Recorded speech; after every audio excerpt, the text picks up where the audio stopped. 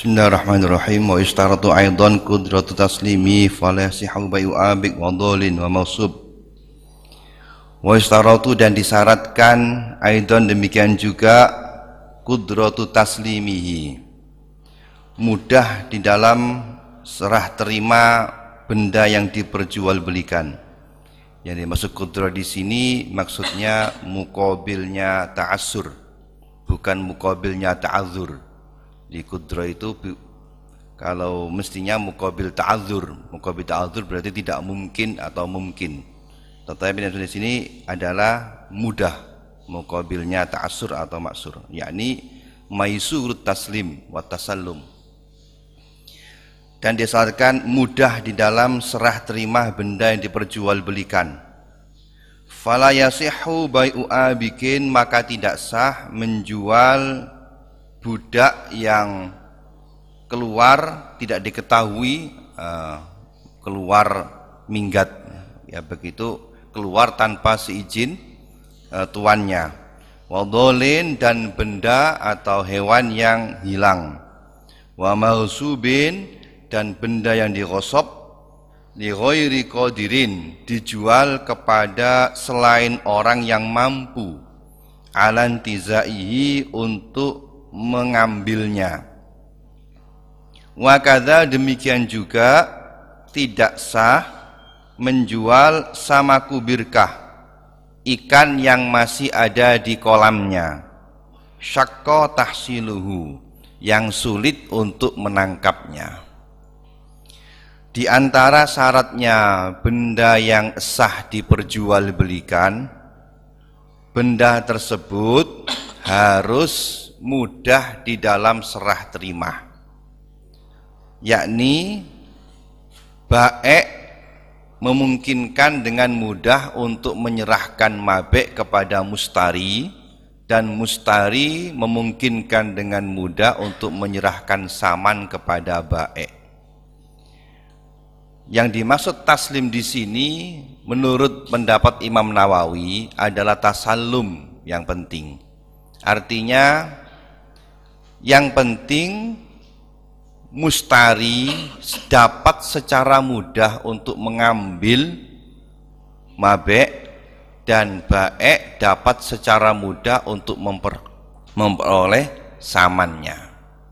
Meskipun baik sulit untuk menyerahkan, yang penting mustari mudah dalam mengambilnya sudah cukup. Mustarinya tidak makdur taslim, dia tidak mampu menyerahkan, tapi baiknya bisa untuk mengambilnya, sudah dianggap cukup menurut pendapat yang sahih dari Imam Nawawi. Jadi taslim di sini atau tasallumnya, menerimanya pihak yang menerima salah satu dari iwat tersebut. Yang dimaksud dengan mudah di dalam serah terima itu ada dua macam. Yang pertama, mudah di dalam serah terima secara hissi, dalam kenyataannya. Yang kedua, mudah di dalam serah terima secara syar'i. Yang pertama, mudah di dalam serah terima secara hissi itu sekira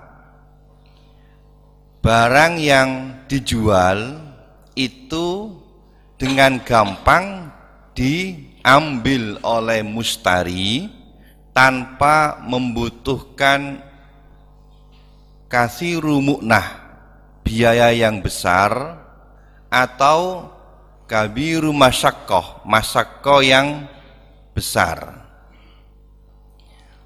Sekira benda itu dapat diambil oleh mustari tanpa membutuhkan biaya yang besar.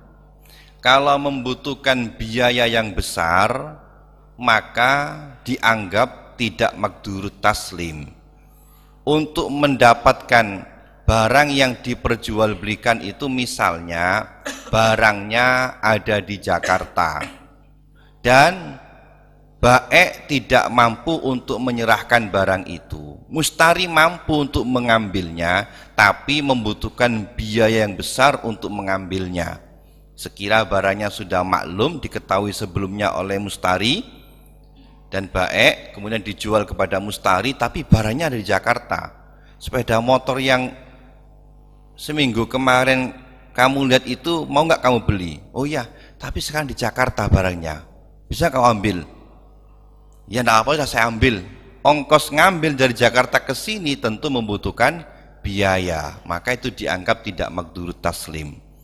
Nah, besar kecilnya biaya ini tergantung kepada besar kecilnya objeknya. Tentu kalau misalnya nilai sepeda motor itu 5 juta, itu ongkos 500.000 itu besar. Kalau nilai sepeda motornya itu 10 juta, barangkali kalau 10.000 masih kecil Mas Yan. Tetapi kalau nilai barangnya itu miliaran, barangkali 1 juta itu dianggap masih kecil. Jadi besar kecilnya itu relatif tergantung daripada nilai benda itu. Atau yang kedua, masyaqqah. Untuk mengambilnya itu membutuhkan masyaqqah, yakni yang binisbat lil badan. Kalau mu'na itu binisbat lil mal, kalau masyaqqah kepada badan.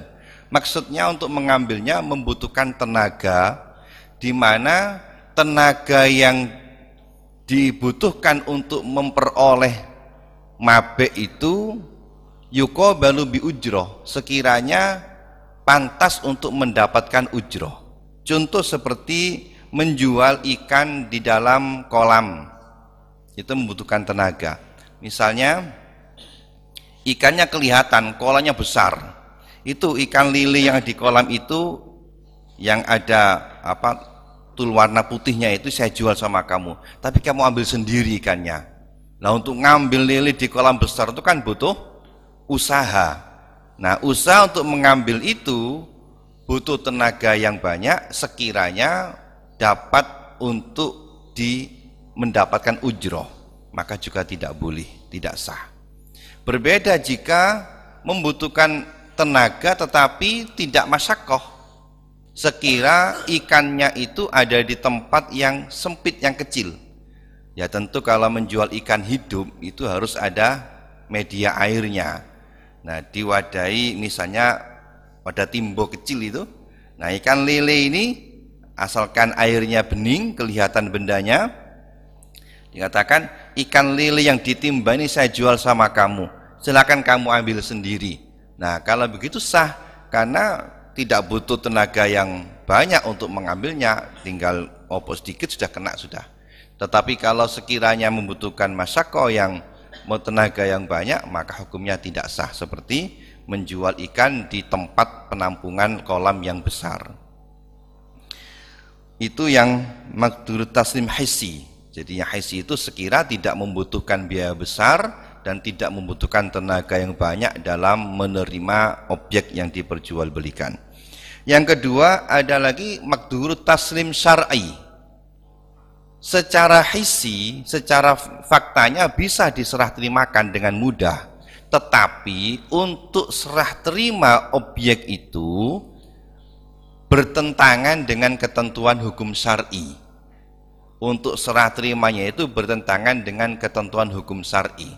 Misalnya, contoh yang pertama, sekira benda yang diperjualbelikan itu ta'allaqa bihaqqullah atau haqqul adami. Benda yang diperjualbelikan itu berkaitan dengan haknya Allah atau berkaitan dengan haqqul adami, yafutu bil bai', yang hak itu bisa terabaikan sebab diperjualbelikan. Contoh yang tidak boleh memperjualbelikan benda meskipun secara hissi dapat diserah terimakan, tetapi kalau dijual akan berakibat mengabaikan haknya Allah, seperti menjual barang benda yang wajib dizakati atau yang belum dizakati dijual. Atau contohnya lagi seperti kalau ada orang dalam bepergian dia ada air yang hanya cukup untuk digunakan wudhu, maka mestinya air itu harus digunakan untuk wudhu. Kok dijual, maka tidak sah, karena dengan menjualnya itu menyebabkan dia tidak bisa untuk mengerjakan wudhu. Itu berarti di dalam air itu ada hak Allah yang apabila diperjualbelikan, haknya Allah tadi menjadi terabaikan, maka tidak sah. Atau apabila dijual akan menyebabkan mengabaikan hakul adami. Contohnya seperti benda yang sedang dalam status menjadi jaminan, baik jaminan bil ja'li atau bisyar'i, atau rohun ja'li atau rohun syar'i, atau rohun kohri. Misalnya menggadaikan sepeda motor dengan utang 5 juta. Nah, sepeda motor ini berarti ada kaitan hakul adami yang ada pada sepeda motor ini. Fungsi daripada rohun itu adalah apabila hutang tidak dapat dibayar oleh madin, oleh orang yang berhutang karena muksir misalnya, maka dain, orang yang menghutangi, akan mendapatkan hak prioritas untuk mendapatkan hasil dari penjualan jaminan tadi. Jaminan dijual, hasil daripada penjualan harus diberikan kepada dain. Kalau lebih ya dikembalikan hasilnya, lebihnya kalau kurang ditambahi. Itu tujuan daripada rohon. Oleh karena itu, apabila sepeda motor itu sedang dalam menjadi marhun, menjadi jaminan hutang, dijual oleh rohin tidak sah, meskipun marhun itu miliknya rohin, sebab akan berakibat mengabaikan atau hilangnya hakul murtahin. Atau rohun kohri. Rohun kohri itu secara langsung tanpa ada akad rohon, barang itu menjadi jaminan atas hak orang lain. Ini banyak contohnya. Misalnya seperti menyewa seseorang untuk menjahitkan baju. Sebelum ongkos jahit itu dibayar, baju ini tidak boleh dijual oleh orang yang menjahitkan. Artinya pihak penjahit boleh tidak menyerahkan baju yang dia jahit sebelum dia memperoleh ongkos jahitnya. Maka baju ini selama belum dibayar ongkos jahitnya seolah-olah menjadi jaminan yang berkaitan dengan haknya penjahit untuk mendapatkan ongkos jahitnya. Maka baju tadi sebelum dibayar ongkos jahitnya tidak boleh dijual oleh pemiliknya, karena dapat merusak pada jaminan atas ujroh atau ongkos yang harus didapatkan oleh penjahit. Contoh lagi seperti itu namanya rohun kohri. Atau seperti lagi dalam masalah kalau ada orang mengambil beras milik temannya tanpa seizin, lalu beras itu dikumpulkan dengan beras miliknya dia sendiri, milik temannya diambil 1 kilo, satu kresek 1 kilo, dicampur ke beras miliknya 1 karung, sehingga sulit untuk mengetahui mana yang beras yang diambil tadi. Beras yang 1 karung ini jumlahnya 1 kintal, maka beras yang di sini totalnya 1 kintal lebih 1 kilo dari yang dengan ditambah yang dicampur tadi. Nah, kata para ulama, benda yang dicampur tadi karena tidak mungkin untuk dikembalikan bendanya karena tercampur dengan beras yang lain tadi, sulit membedakan, maka benda itu dianggap seperti rusak. Sehingga yang mencampur tadi wajib mengganti yang lain, tidak harus mengembalikan bendanya karena tidak mungkin. Nah, benda 1 kilo yang tercampur di sini otomatis akan jatuh pada miliknya dia. Akan tetapi meskipun itu miliknya dia tidak boleh menjualnya karena di situ ada haknya. Boleh dijual kalau ganti dulu yang 1 kilo tadi. Itu namanya rohen kohri. Contoh lagi seperti warisan. Ada bapak meninggal, kemudian utang. Ada orang punya bapak meninggal, punya hutang yang belum dibayarkan. Maka tirkahnya itu tidak boleh dibagi, apalagi dijual, sebelum hutang daripada bapak tadi ditunaikan dari tirkahnya. Kalau dijual maka tidak sah karena ada hubungan haknya orang lain di situ. Jadi setiap benda yang di dalam benda itu ada hubungan dengan haknya Allah atau hubungan dengan hakul adami, kalau dijual dapat merusak hak tadi, maka hukum menjualnya tidak sah karena dianggap tidak dapat diserah terimakan secara syar'i meskipun dapat diserah terimakan secara hissi.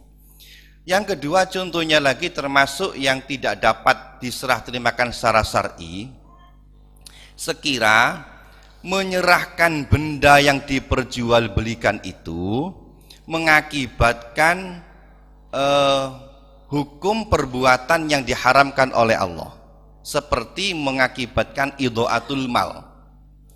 Misalnya seperti menjual bagian tertentu dari kesatuan benda yang apabila bagian itu diambil dapat merusak kepada benda seluruhnya. Misalnya seperti baju. Baju ini ada bagian saku, ada bagian lengan, ada bagian kera, ini ada banyak nih. Kemudian ada orang menjual, lengan baju ini saya jual.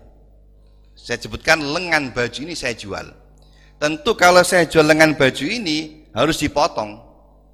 Sedangkan memotong lengan baju ini dapat merusak kepada nilai baju seluruhnya. Nah, ini berarti mengakibatkan idha'atul mal. Idha'atul mal itu tidak boleh. Idha'atul mal itu perbuatan yang dengan perbuatan itu mengakibatkan menyanyiakan kepada nilai benda. Nah, menjual tadi itu hukumnya tidak sah karena kalau saya jual berarti harus dipotong. Kalau dipotong tidak ada nilai benda ini yang lainnya ini. Contoh lagi misalnya rumah ini kan ada bagian macam-macamnya. Ada apa? Ada bagian atap, ada bagian tumpukan bata dan sebagainya. Kemudian diambil atapnya tok saya beli misalnya, yang menyebabkan rusaknya atap itu, maka juga tidak sah. Misalnya lagi perahu ini kan dari kayu yang ditata, bagian kayu yang bawah ini saya beli, otomatis kan dibongkar merusak seluruhnya, maka ini hukumnya juga tidak sah karena mengakibatkan idha'atul mal, kecuali kalau memang dapat untuk ditambeli dengan yang lainnya dengan mudah. Misalnya seperti menjual tanah hanya diambil sebagian kecil saja, ini tidak apa-apa karena dia bisa mengambil sebelahnya, dapat ditambeli dengan mudah. Contoh lagi seperti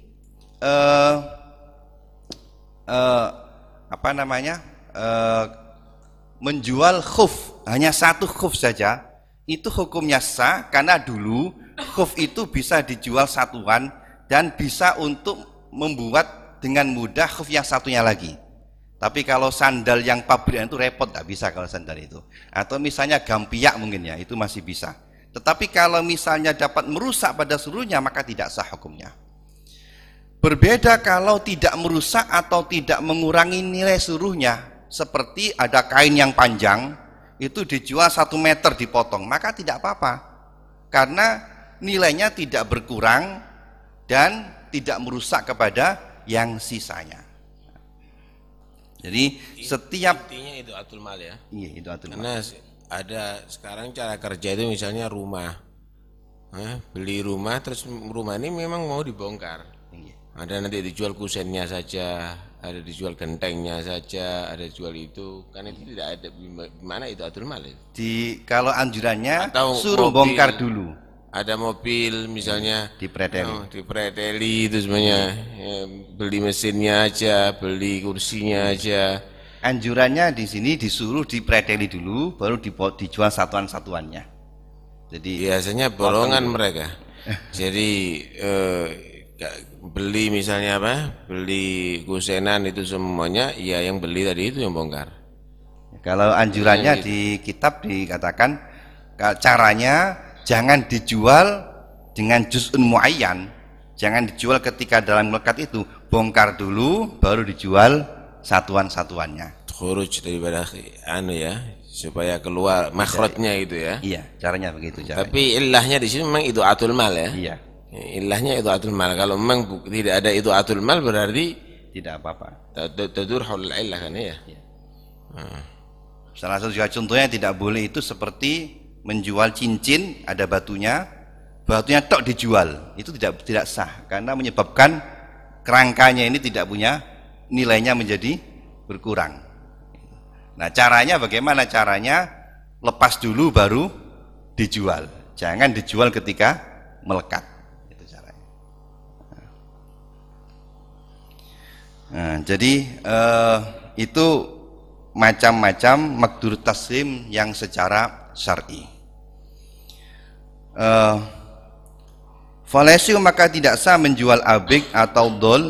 Abik itu budak yang keluar tanpa izin sayyidnya, atau dol misalnya hewan kambing yang lepas yang sulit untuk menangkapnya, atau burung yang lepas misalnya, dijual tidak boleh karena ini tidak maqdur taslim secara hissi, membutuhkan masyaqqah yang sadidah. Dan juga maghsub, benda yang dicuri, tetapi kecuali kalau dijual kepada orang yang mampu mengambilnya. Nah, ini yang saya maksudkan tadi, intinya bukan taslim tapi tasallum. Jadi intinya maqdur itu bukan taslimnya tapi tasallumnya. Buktinya kalau ada benda dicuri, misalnya Zaid punya sepeda motor. Sepeda motor itu dicuri. Setelah diselidiki ketahuan yang nyuri fulan. Nah, Zaid mau ngambil takut. Saya tahu yang nyuri itu fulan, tapi kalau saya ambil saya takut nanti saya dibunuh. Nah, kemudian dia punya temannya yang jagoan juga. Mau nggak kamu beli sepeda motor saya yang kemarin itu? Mana sekarang? Tapi sekarang dicuri. Siapa yang nyuri? Itu teman kamu yang preman itu. Kalau kamu ngambil kan bisa. Oh ya, enggak apa, saya beli. Boleh kalau begitu. Anak buahnya. Jadi binisbat kepada baik tidak bisa taslim, tapi binisbat kepada mustari maqdurut tasallum maka sah, tidak apa-apa, ala sahih. Jadi yang penting maqdurut tasallumnya, bukan taslimnya. Dengan juga tidak sah menjual wakadha samak birkah, menjual ikan yang ada di kolam yang besar, maksudnya yang sekira syakko tahsilu, yang sulit untuk menangkapnya. Kalau yang ada, kalau kecil tidak apa-apa. Muhimmah, ada hal penting. Muhimmah ini semestinya dibahas di syarat yang sebelumnya, di fuduli ya. Tapi di fuduli dulu sudah kita bahas ini, tapi diulangi lagi. Ya memang Fathul Mu'in begini, Fathul Mu'in itu kadang-kadang tidak tertib maninya. Muhimmah, man tasarrafa fi mali ghairin bi bayin aw ghairihi, barang siapa yang mentasarrufkan baik dengan hartanya orang lain, baik dengan cara diperjualbelikan atau lainnya, dhannan ta'addihi, dia menyangka dia tidak memenuhi ketentuannya, melanggar, tidak memenuhi ketentuannya. Misalnya bukan miliknya ya. Barang itu milik orang lain ya. Dikira miliknya orang lain, ternyata itu miliknya. Fabana anna lahu alaihi wilayah, kemudian menjadi nyata bahwa sesungguhnya dia memiliki kekuasaan atas benda yang diperjualbelikan itu. Zonnya itu bek fuduli, ternyata bukan fuduli. Menyangka barang itu bukan miliknya, setelah dijual ternyata itu adalah miliknya. Ka'angkana malam warisihi, misalnya barang itu miliknya orang yang hartanya diwariskan kepadanya. Fabana mautuhu, pada saat jual beli ternyata orang mewaris tadi yang mewariskan hartanya itu meninggal, dan dia adalah orang yang berhak mendapatkan warisan itu, atau misalnya anak tunggalnya menjual mobil milik bapaknya, maksudnya itu mencuri punya bapaknya, dijual, pas jual beli ternyata bapaknya sudah mati dan ahli warisnya cuma dia satu-satunya. Berarti dalam dugaannya dia menjual bukan barang miliknya, sebab urusan harta itu antara bapak sama anak berbeda. Jadi kalau anak mengambil harta bapak itu hukumnya sama dengan mencuri. Demikian juga sebaliknya, bapak mengambil harta anak sama dengan mencuri. Urusan harta bapak sama anak itu lain, beda-beda, tidak sendiri, tidak jadi satu. Jangan karena punya bapaknya sedang seperti punya sendiri, tidak boleh itu sama dengan mencuri. Au mala ajnabiyin, atau harta milik orang lain, fabana idnuhu lahu, ternyata pada saat jual beli menjadi terang idnuhu, pemberian izin dari ajnabi kepadanya. Waktu dia menjual, dia tidak mengizini, tidak minta izin dulu kepada pemiliknya. Waktu dijual ternyata pemilik sudah mengizini. Audhonan, atau pada saat menjual dia menduga fakda syartin, tidak memenuhi persyaratannya. Fabana mustaufian lisyurud, maka pada saat jual beli ternyata memenuhi beberapa syaratnya. Sahha tasarrufuhu, maka yang demikian ini sah tasarrufnya. Itu sudah kita bahas ini. Alasannya li'annal ibrah, karena yang dianggap fil uqud, di dalam akad-akad jual beli itu, akad-akad itu baik akad jual beli atau lainnya, bima itu dengan sesuatu fi nafsil amri, dalam kenyataannya, yakni ini binisbat lisihha wal itlan, kalau dinisbatkan untuk sah dan tidaknya. Tetapi amma binisbat li hurmati ta'ati, untuk haramnya melakukan perbuatan itu dan halalnya, maka bima fi dhonnil mukallaf. Jadi misalnya dia menduga barang itu bukan miliknya, dijual ternyata miliknya, ya sah memang, tapi dia tetap berdosa dalam melakukannya itu. Wa fil ibadah, sedangkan yang dianggap di dalam macam-macam ibadah adalah bidzalika, dengan fi nafsil amri, wa bima fi dhonnil mukallaf, dan dengan apa yang ada pada dugaan orang mukallaf. Wa min thamma, oleh karenanya, lau tawaddoa, apabila seseorang itu berwudu, walam yadhunna, dan dia tidak menyangka, tidak yakin, tidak meyakini, annahu, sesungguhnya air yang digunakan untuk wudu itu mutlakun, adalah air yang mutlak. Dia wudu dalam hatinya yakin ini airnya mustakmal, air ini kok dipakai wudu saja, ternyata airnya air mutlak, tetap tidak sah. Batola tohuruhu, maka batal bersucinya itu. Wa in bana mutlakon, meskipun air itu ternyata adalah air yang mutlak. Alasannya li'annal madaro, karena yang dianggap fiha, di dalam ibadah itu, ala dhonnil mukallaf, adalah sesuai dengan keyakinan orang mukallaf itu. Tetapi yang dimaksud dalam perkataan sini agak ada muskil ya. Jadi kalau di atas dikatakan, sedangkan dalam ibadah yang dianggap adalah ma fi nafsil amrinya, satu, dan fi dhonnil mukallafnya, dua-duanya. Kemudian oleh karenanya tidak sah orang yang wudu dan dia meyakini air itu bukan air yang mutlak, maka batal air bersucinya itu.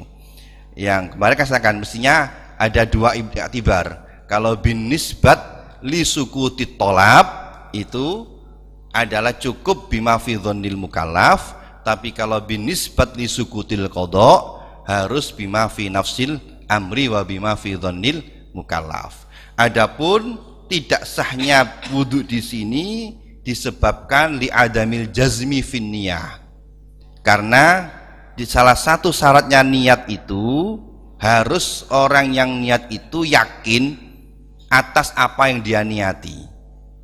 Nah, orang yang wudu dia itu yakin bahwa air yang digunakan wudu itu tidak sah untuk dibuat wudu, itu berarti perbuatan niatnya bertentangan, maka hukumnya tidak sah. Nah, jadi ketidakabsahannya itu disebabkan karena niatnya itu bertentangan dengan perbuatannya. Niatnya harus jazmu, tapi dia ketika wudhu yakin perbuatan wudhunya adalah tidak sah, itu maka tidak sah. Jadi yang tepat bahwa al-madar fil ibadah, al-ibrah fil ibadah itu binisbat li sukutit tolab bima fi dhonnil mukallaf.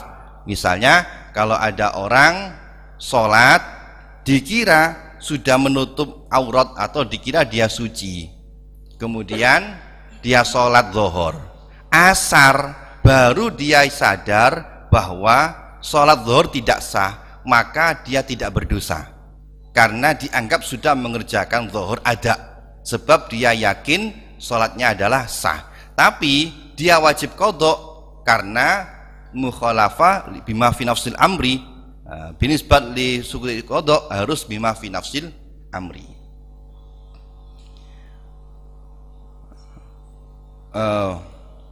Sedangkan masalah di sini tidak adanya jazmu dalam niat, sama seperti dalam masalah kalau ada orang yakin suci, misalnya saya tadi wudhu, yakin punya wudhu, kemudian dia ragu, tadi terus saya batal apa enggak, mestinya hukumnya dia itu suci mestinya, tapi dia kok wudhu, habis wudhu baru dia ingat, oh iya ternyata saya batal, wudhunya tetap tidak sah wudhunya ini, karena tidak jazmu dalam niat.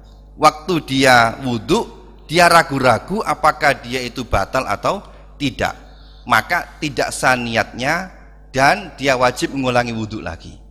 Kecuali kalau tidak yakin dalam niat itu didukung oleh hukum asal, maka tidak apa-apa. Misalnya saya yakin tadi saya batal, jelas tadi saya batal, kemudian saya ragu, terus saya wudhu apa enggak, terus enggak enak, udah saya wudhu, saya waktu wudhu masih belum mantep, habis wudhu yakin, oh iya saya batal bener, maka sah wudhunya ini meskipun ragu-ragu, karena asalnya tadi dia sudah dianggap batal. Tapi kalau tidak didukung oleh hukum asal, jazmu tadi, tidak ada jazmu tadi menyebabkan tidak sah niatnya. Sama seperti dalam sholat misalnya tidak yakin ini sudah masuk waktu atau belum. Ahsan, dibatalkan dulu tadi itu yang pertama ya. Oh iya. Jadi dibatalkan dulu. Jadi ini batal apa enggak anak tadi itu ya? Batalkan aja wudhunya dulu, kemudian wudhu. Batalkan. Ya dipegang misalnya masul gubul dengan batnul kaf, kemudian langsung wudhu. Kemudian langsung wudhu. Kan gitu ya? Iya. Nah, jadi masalah ini sebenarnya masalah karena tidak ada jazmu di dalam niat. Sama seperti kalau orang tidak yakin masuk waktu atau belum, kok sholat tidak sah meskipun ternyata masuk waktunya karena tidak jazmu. Wasyamila qauluna, dan ucapan kita di atas yang berupa bibai'in aw ghairihi itu mencakup pada at-tazwij, mengawinkan dalam masalah budak misalnya, wal ibro, dan di dalam membebaskan tanggungan, wan ghairima, dan lainnya. Maka falau abro'a, maka apabila ada seseorang membebaskan min haqqin, dari hak, dhonan, dia menduga, annahu, sesungguhnya la haqqolahu, tidak ada hak baginya, fabana lahu haqqun, maka ternyata ada hak baginya, sahha alal mu'tamad, maka ibroknya itu sah menurut pendapat yang mu'tamad, binaan ala annal ibro iskotun. Kalau kita mengatakan ibro'uddin itu ada iskot, tapi kalau kita mengatakan ibro itu tamlik, maka tidak sah karena tidak mengetahui kepada objek yang diibrokkan. Nah, di sini ada khilaf ulama, al ibro ahlu wa tamlikun au iskotun fi khilaf wa tarjih fil furu' mukhtalif. Ya, ini termasuk yang ditarjih annahu iskotun. Jadi bimakna iskot. Misalnya ada fulan mengatakan, sudah hutang-hutang kamu sama saya itu kepada saya bebaskan. Dia tidak tahu, dia menyangka bahwa dia tidak punya hutang sama saya. Kemudian ternyata punya hutang beneran, maka sah. Karena dianggap itu iskot. Menurut qaul mu'tamad. Tapi qaul mu'tamad mengatakan tidak sah karena dianggap tamlik. Walau tasarrufa, dan apabila seseorang itu mentasarrufkan di dalam menikahkan, ya, fa in kana ma'asyak, maka apabila ya tasarrufa di sini nikah ai wa angkaha, bimana law angkaha al munasib ayyakula walau angkaha.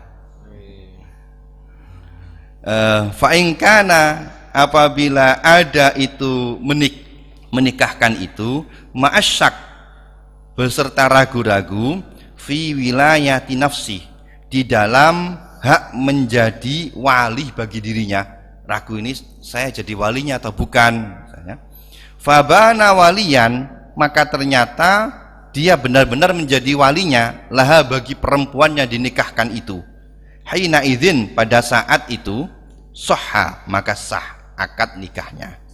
I'tibaron, karena menganggap bima, dengan sesuatu, fi nafsil amri, yang ada pada kenyataannya.